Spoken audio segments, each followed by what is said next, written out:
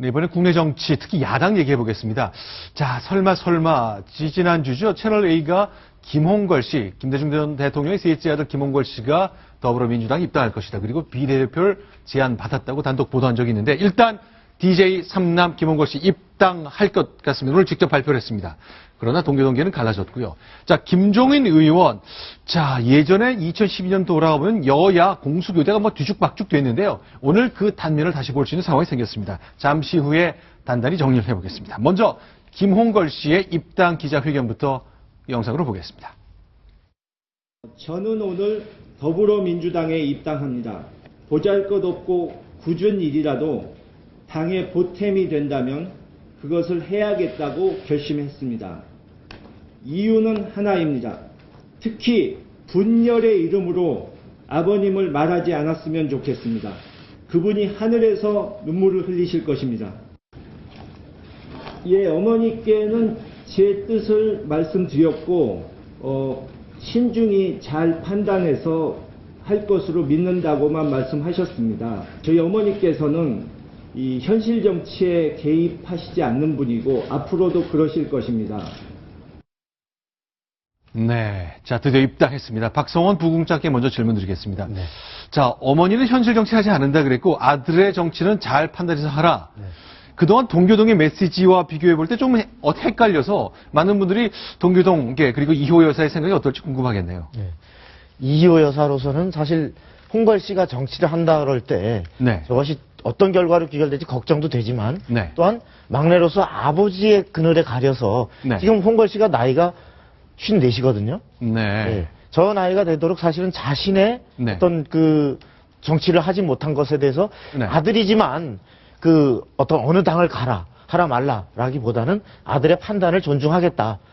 다만 그 모친이 지금 김홍걸 씨가 얘기했듯이 모친의 어떤 정치적 판단은 항상 그 어느 당이다라가 아니라 네. 정치적으로 그와 관련해서는 중립적인 입장을 밝혀오셨다 이런 표현을 종합해 볼 때 네. 그 네 일은 네가 알아서 할 것으로 본다라고 했을 뿐이지 그것이 어느 당에 대한 지지 그 더불어민주당이냐 또 이번에 안철수 신당이냐라고 하는 것까지 판단하기는 좀 이른 것 같습니다. 이번에 마침 어제 그저께죠. 금요일 날. 네. 박지원 의원이 이제 더불어민주당을 탈당했습니다. 네. 기억하시겠습니다만 눈이 붉어져갖고 네. 눈물을 흘리고 그랬는데 이제 박지원 의원이 영원한 비서실장이죠. 네. 이호 여사님을 찾아뵈었을 때도 네. 이호 여사님께서 하셨던 말씀은 통합이었던 거예요. 통합.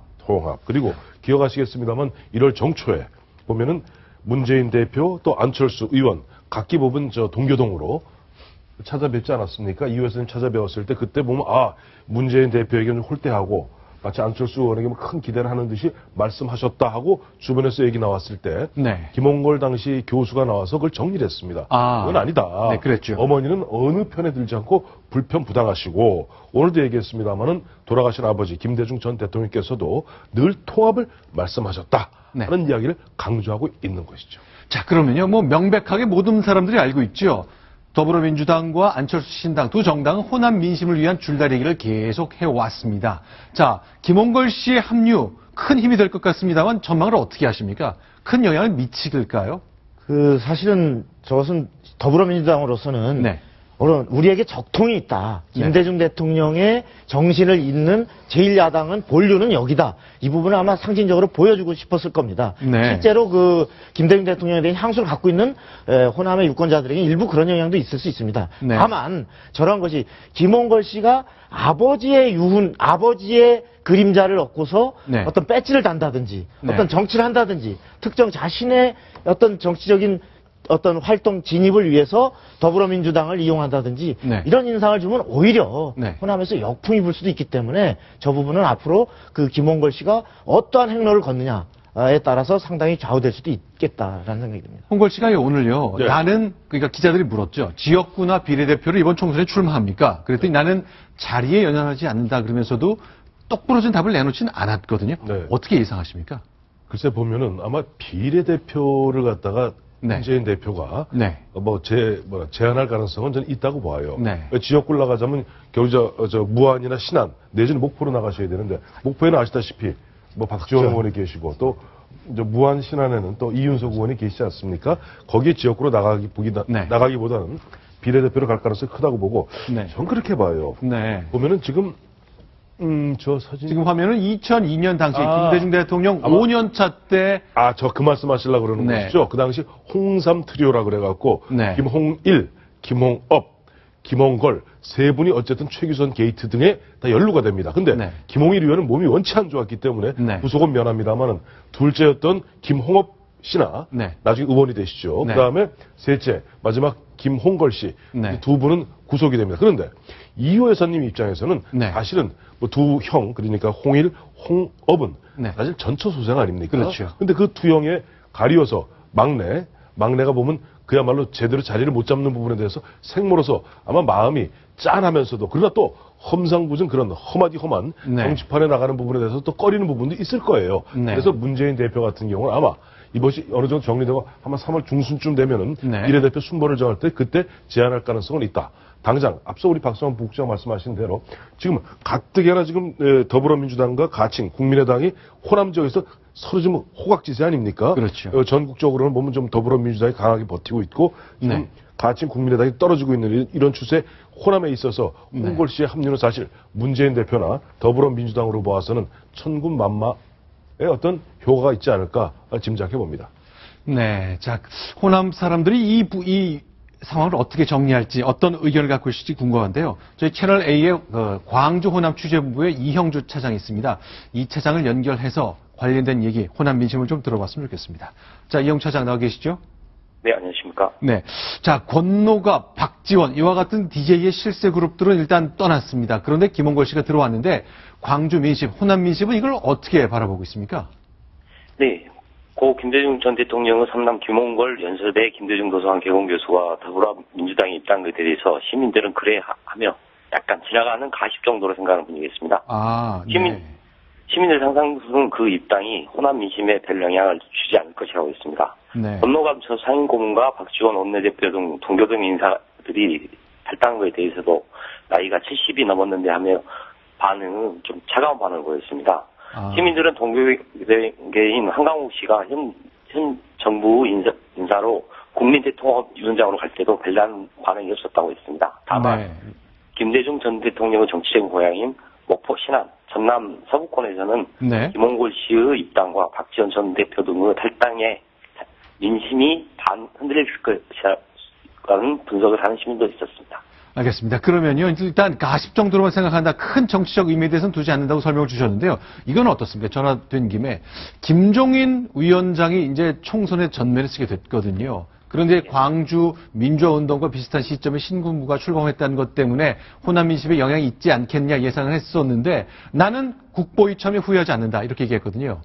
네. 호남 민심 어떻습니까? 시민 7명에게 네. 김종인 씨 국보 참여에 견해를 묻었더니 모두 다 네. 부정적이었습니다. 네. 호남 민심은 김종인 더불어민주당 선거대책위원장이 국보위에 참여에 대해서 극심한 반감을 드러냈습니다. 네.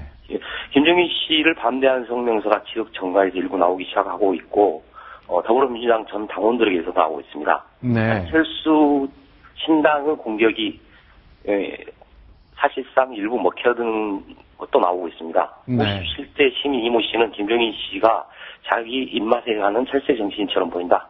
어차피 더불어민주당과 안철수 신당이 모두 지분 싸움을 하는 게 아니겠냐는 냉소적인 반응을 보였습니다. 알겠습니다. 자, 이형주 기자가 직접 취재를 했습니다. 9명 만났더니 모두 다 부정적이다. 뭐, 이 통계에 좀 편향이 있을 수 있을지 모르겠습니다만 일단 이형주 차장의 취재 결과 그렇다는 점 좀 정리해 두겠습니다. 자, 오늘 말씀 잘 들었습니다. 고맙습니다. 감사합니다. 자, 그러면요. 광주 민심을 잡기 위해서 더불어민주당 총력을 벌이고 있는데, 자, 김홍걸 씨를 오늘 영입했습니다. 의원들과 영입 인사들이 이제 광주를 방문했죠. 그 영상 저희가 준비했는데요. 영상 보면서 얘기 듣겠습니다. 자, 눈이 펑펑 내리는 광주 5.18 기념 묘지를 찾았습니다. 그렇죠. 양향자 영입한 전 삼성전자 상무도 보이고, 뒤에 표창원 교수의 모습이 보입니다. 자, 그런데 저희가 저 영상 보면서 생각이 난 게요. 문재인 대표 안 보이거든요. 한 2달 동안 광주를 방문하지 않은 것 같아요. 네. 그걸 좀 어떻게 해석을 해야 될까요? 아마도 그 문재인 대표로서는 그 탈당의 물꼬를 김종인 씨 영입을 통해서 어쨌든 그 의원들의 탈당을, 연쇄 탈당을 박영선 의원서부터 막아놨고, 그리고 또 특히 호남 네. 출신의 우리가 꽤 많은 좋은 반응을 일으켰던 네. 아까 여러 지금 요번에 방문했던 양양자 전 상무를 비롯해서 네. 많은 영입 인사들을 통해서 호남에 대한 민심도 어느 정도 잡아가고 있다. 네. 이렇게 판단하고 있는 마당이기 때문에 만일에 하나 지금 아직까지도 완전히 정리되지 않은 그 민심에서 혹시라도 만에 하나 불상사가 예를 들어서 네. 문재인 대표에 대한 어떤 불만과 거친 반응이 혹시라도 일부 나올 경우 이 순풍을 타는 것에 어떤 안 좋은 결과를 미칠 수 있기 때문에 완전히 영입 인사를 통해서 저런 부분을 민심을 좀 더 호남 민심을 장악해놓고 적절한 시점에 아마 가기 위해서 이번에는 방문을 늦춘 게 아닌가. 실제로 어제 보면은 네. 그 서울에서 있었던 전국 호남 향후회 행사에 네. 그 문재인 대표가 참석을 했는데 네. 그중에 일부에서는 네. 그 문재인 대표에 대해서 거친 반응이 있었거든요. 네. 그런 부분을 좀 더 숙성되기를 기다려서 방문하려는 건 아닌가 싶습니다. 이런 거죠. 지금 보면 네. 지금까지 드러난 호남 민심, 호남 정서, 네. 이 서울에서 또 파악한 바에 따르면 두 가지가 있지 않습니까? 네. 첫째는 반 문재인 정서, 이른바 반 친노 패권주의 정서입니다. 첫째는. 네. 두 번째는 뭐냐 하니까 현역 의원에 대한 어떤 뭐랄까 좀 물갈이 욕구 이런 게 있어요. 겹쳐 있어요. 그러니까 여기에 문재인 대표가 만약에 거기 옆에 있으면은 오히려 혼란스럽죠. 네. 오히려 보면은 저런 참신한 어떻게 보면은 호남 출신의 양양자 씨라든가 이런 분들을 앞장세움으로써 네. 우리는 어쨌든 물갈이를 하려 한다. 네. 세물을 갖다가 하려 한다. 우리 다 알고 있는 바입니다만은 이런 호남 지역의 교체 주수가 특히 광주의 교체 주수가 전국에서 가장 높습니다. 네. 그런 부분들을 갖다 하기 위해서 문재인 대표는 좀 뒤로 빠져 있는 거고 네. 또 그나마도 이번 주 이제 바로 다음 주죠. 바로 내일 모레입니다만은 네. 이제 본격적으로 선대위가 뜨고 그다음에 문재인 대표가 그다음에 이선 퇴진 정도가 아니죠. 당 대표에서 물러나게 되면은 네. 더불어민주당에 대한 시각이 달라지지 않겠는가 하는 것이 아마 문재인 대표나 이쪽 책사들의 어떤 바람인 것 같습니다. 자, 그런데 어쨌건 호남 민심을 강력하게 파고들고 있는 더불어민주당. 자, 안철수 신당에서 견제구를 안 날릴 수가 없는 상황인데 오늘 오후에 성명이 하나 나왔습니다. 유병수 기자, 이게 어떤 내용인가요? 네, 최원식 국민의당 대변인이 그 성명을 냈는데요. 네. 일단은 타켓은 김종인 그 선대위원장, 더민주 선대위원장과 또 김종인 그 위원장의 트레이드 마크인 경제민주화입니다. 아까 네. 말씀하셨지만 그 김종인 영입으로 인해서 박영선 그 의원이 잔류를 하면서 굉장히 그 국민의당의 입지는 굉장히 좀 어려워지고 있는 상황인데요. 네. 오늘 이런 얘기를 했습니다. 김종인 그 경제 민주화를 보는 문재인 대표와 이석현 국회 부의장의 생각이 지난 2012년과 달라졌는지가 궁금하다는 내용입니다. 자, 그러면 이제 질문의 포인트는 2012년 지난번 대통령 선거 때잖아요. 예. 4년 전 그 당시와 뭐가 달라졌는지 궁금하다는데 그 당시 상황을 좀 정리해봤으면 좋겠습니다. 손소 변호사, 당시 2012년 당시인데 이 두 분이 뭔가 강한 의견을 냈군요. 네, 당시에 이제 그 문재인 후보죠. 대선 네. 후보는 이제 김종인의 경제민주화는 사입이 짝퉁이다. 라는 좀 거친 표현을 썼고요. 네. 또한 이석현 당시 이제 의원도 87년도에 야당의 직선 개헌 특위가 경제민주화 조항을 개헌안에 포함시킨 것이지 네. 김종인 현재 그 위원장이 이제 당시에 경제민주화 조항을 관철시킨 것은 아니다라고 함으로써 네. 그런 그 김종인 위원장에 대한 그런 그 업적이라든지 이런 활동을 네. 좀 폄하했는데요. 네. 지금도 같은 그런 생각을 하고 있는지에 대해서 이제 국민의당 측에서 공격을 한 것입니다. 공수교대가 너무 뒤바뀌다 보니까 굉장히 완전히 꼬여버렸습니다. 자, 4년 전 대통령 선거 때 박근혜 대통령 만들기에 나선 김종인 위원장을 향해서 경제민주화 그 짝퉁이다 이렇게 공격했었는데 예. 이제는 같은 편이 됐거든요. 예. 그거 설명해 보라는 게 안철수 신당의 주장이잖아요. 네, 주장이죠. 근데 네. 그 이야기가 뭐냐면 이석현 국회 네. 부의장이 네. 87년, 일반 현재 지금 네. 87체제 헌법 네. 개정 당시에는 그 당시 통일민주당입니다. 통일민주당의 네. 전문위원이었어요. 네. 전문위원이니까 이제 실무적으로 참여하지 않았겠습니까? 그때 이석현 의원이 이야기하는 내용은 뭐냐니까 그때는 지금 김종인 박사가 119조 2항을 갖다가 119조 2항을 네. 본인이 주도해서 넣은 것이 아니라 당시 야당에서 119조 2항을 넣자 하여 당시 여당이었던 민주정의당에서 받아들였던 것 뿐이지 네. 마치 김종인 박사가 한 것이 아니다라는 것을 4년 전에 얘기했던 거예요. 4년 전은 뭡니까? 그때는 바로 현재 새누리당이죠. 새누리당과 당시 이제 그 문재인 후보 쪽. 근데 정확히 따지면 후보는 아니었습니다. 네. 후보는 아니었고요. 7월 달로 제가 기억하는데 네. 그 나왔을 때 후보는 되기 전이었습니다만은 네. 당시 야당에서 새누리당 공격했던 뭐 그런 내용이죠. 그런 내용인데 네. 문제 엄격하게 따지면 사실은 네. 그때는 우리가 87년 개헌이라는 것이 사실 유일하게, 우리가 지금 9차 개정헌법 아니에요? 그렇죠. 유일하게, 네. 정말 유일하게 여야 합의해서 네. 개정한 헌법입니다. 그때는 뭐 혹자는 보면 이런 얘기 하더라고요. 이거 뭐 전두환 대통령이 뭐 작용한 것이 아니야. 근데 전두환 대통령이 재임 중이었던 것만은 사실이지만은 네. 문제는 그 당시 노태우 대통령 후보, 네. 그다음에 그 당시에는 그 야당이었던 통일민주당의 김영삼, 그다음에 김대중 고문이 계셨어요. 네. 그런 상태에서 저 나오네요. 저 보면 7월 10일이죠. 2010 7월 10일 날 그 말씀을 하셨는데 야당이 만든 걸 여당이 추진한 것뿐이다. 그 근데 그게 얘기잖아요. 사실은 엄격하게 얘기하면은 네. 야당이 만든 건 아니에요. 여야가 합의. 저희가 봤을 때는 이석현 국회 부의장 말도 맞고 당시에 여당 측의 간사로 참여했던 김종인 의원 말도 그 당시 김종인 의원 말도 맞습니다. 네. 그 말이 다 맞는 것이 여야 합의에 의했던 것이고 참고로 하나 알아두십시오. 지금 현재 보면 우리 손수호 변호사 법률 전문가십니다만 헌법에 보면은 국회가 대통령보다 먼저 나와 있죠. 네. 그렇죠. 현재 원래 우리가 재헌 헌법 때는 국회가 먼저고 대통령이 나중이었습니다만 유신 헌법 때 순서가 바뀝니다. 네. 대통령이 바뀌었다가 대통령 국회로 나가다가 87년 체제 때 다시 국회가 먼저 대통령이 그 나중으로 나오는 그때 그야말로 9차례 헌법 중에 유일하게 그 다음에 여야 합의해서 헌법을 개정한 것이기 때문에 양쪽 말이 다 맞다. 네. 지금 결국은 네. 김종인 씨가 경제민주화의 가장 유일한 저작권자처럼 돼 있는 것은 사실이 아니다 이 얘기를 하고 싶은 거고요. 네. 사실은 재헌헌법 때도 경제민주화라는 표현은 아니지만 네. 어떤 경제에 관한 균형, 정의 이런 표현이 들어있었고 네. 심지어 5공학 헌법 때도 유사한 표현이 들어있었습니다. 이것을 그 야당이 개헌할 때 87년 개헌할 때 야당 쪽에서 네. 경제민주화라는 용어를 정식으로 해서 이것을 아예 제도화해달라고 요구를 했고 이것을 민정당 쪽에서 그때 위원이었던 김종인 씨가 수용하는 데 역할을 했을 뿐이다라고 하는 것인데 네. 과장 광고돼 있다 이런 얘기를 그 당시에 이석현 의원이 공격을 했던 겁니다. 네. 자, 119조 2항이라는 거, 우리 헌법, 앞으로 이제 총선 전국까지 김종인 선대본부장의 위치 때문에 지금 자막에 보이는 119조 2항이란 말을 자주 보게 될 것 같습니다. 자, 그러면 김종인 위원장 얘기 한 가지 더 해보겠습니다. 자, 선대위 구성했잖아요. 총 15명인데, 자, 자기 말에 부합하는 말을 했는지 모르겠네요. 일단, 친노는 한 명도 없다고 얘기했었잖아요. 그런데, 친노는 들어간 건지, 어떤 평가를 해주신지 좀 궁금합니다. 어떠세요?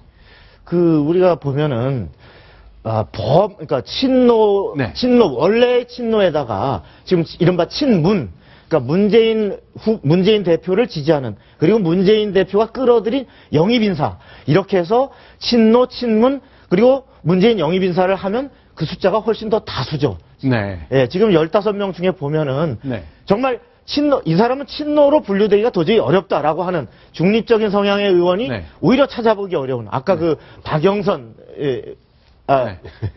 박영선 의원, 예. 박영선 의원과 네. 또 박병석 의원, 네. 그 다음에 어디 또 있나요? 김영춘 전 의원, 네. 이런 정도는 사실은 뭐 중립 내지는 중도 성향이라고 네. 볼 수 있겠지만 네. 그렇지 않은 대부분 의원, 자 최재성 의원의 경우는 누가 봐도 문 대표의 호위무사라고 일컬어지는 총무본부장인데요. 네. 가장 어떻게 보면 핵심적으로 앞으로 공천에서도 영향을 할 것으로 결국 문재인 대표가 오른팔을 남겨놓은 거 아니냐라고 네. 하는 얘기를 하고 있고, 그 다음에 지금 박범계 의원, 그리고 우윤근 의원, 네. 그리고 진선미 의원, 네. 이분들은 사실은 범친노로 분류되는 네. 이런 의원들입니다. 그래서 과연 이것이 김종인 선대위원장이 친노가 없는 선대위를 만들겠다라고 한 것이 결국은 전혀 지켜지지 못한 얘기 아니냐, 그 친노에 얹혀가는 선대위 아니냐, 이렇게 해석을 낳고 있는 대목입니다. 네. 자, 그러면요. 김종인 위원장한테 기자들이 많이 묻거든요. 친노는 한 명도 들어가지 않는 선대본부를 만들겠다 그랬는데 15명 명단 공개됐거든요. 그 이후에 직접 답을 내놨습니다. 여러분들은 얼마나 동의하실지 모르겠습니다. 같이 듣겠습니다. 나는 솔직히 얘기해서 뭐 친노가 누가 친노고 누가 친노가 아닌지 그런 거에 대한 개념이 없는 사람이에요. 어떻게 이거를 짜야만이 화합하는데 도움이 되겠느냐는 여기에 그 커다란 기준을 놨기 때문에 그 문제에 대해서는 별로 염려를 안 하셔도 될 겁니다. 친노는 없애겠다 그랬는데 난 친노가 누군지 비노가 누군지도 모른다. 이렇게 말씀하시네요. 현실적으로 이제 아까 말씀하셨던 박 국장 말씀하셨던 범친노, 범주류 한 60% 됩니다. 의원 중에. 네. 근데 그 사람들은 완전히 배제할 수 있을까요? 네. 그러니까 아마 김종인 위원장이 처음 들어오면서 보면 친노는 한 명도 넣지 않겠다는 것은 이른바 문제가 되고 국민들로부터 지탄받는 친문, 네. 좀 극악스러운 또 대신 좀 너무 맹렬한 그런 친문들을 배제하겠다는 취지로 말씀하신 듯한데 네. 어쨌든 그런 부분에 그 최재성 네. 의원이 보면 가장 강력한 네. 이른바 호위무사라 그러니까 조금 스타일 구긴 것만은 사실이죠. 알겠습니다. 스타일을 좀 구기셨다. 자, 이렇게 정리를 해보겠습니다.